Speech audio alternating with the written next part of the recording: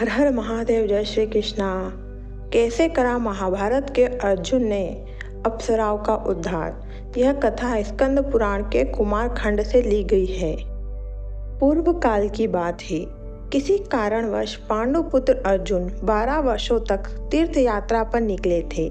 मणिपुर होते हुए अर्जुन दक्षिण समुद्र के तट पर वहां के 5 तीर्थों में स्नान करने के लिए गए।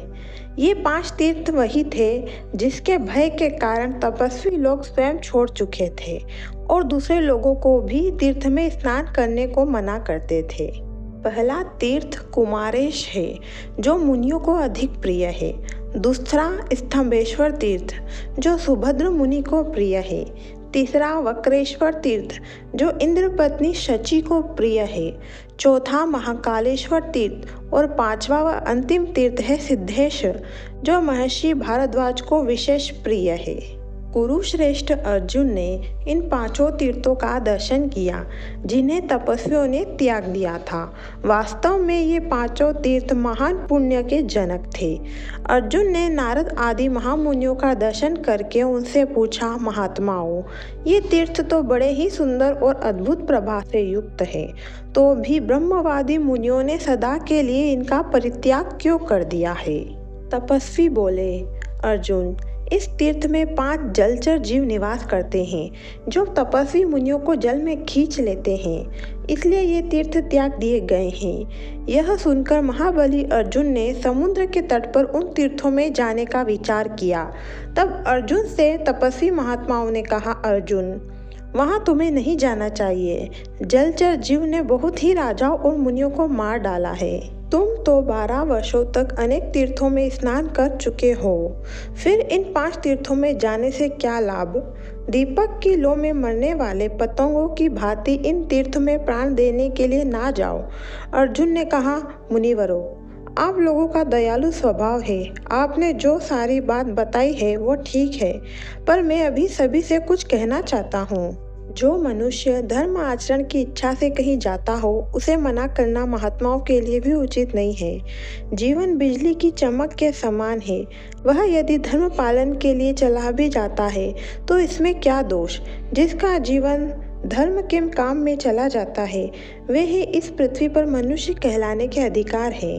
तपस्वी बोले, पार्थ, धर्म आचरण करते हुए तुम्हारी आयु बड़ी हो और धर्म में तुम्हारा अनुराग निरंतर बना रहे।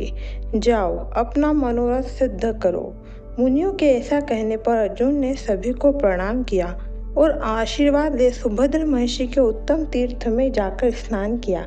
इसी समय जल के भीतर रहने वाले मगर ने अर्जुन को पकड़ लिया।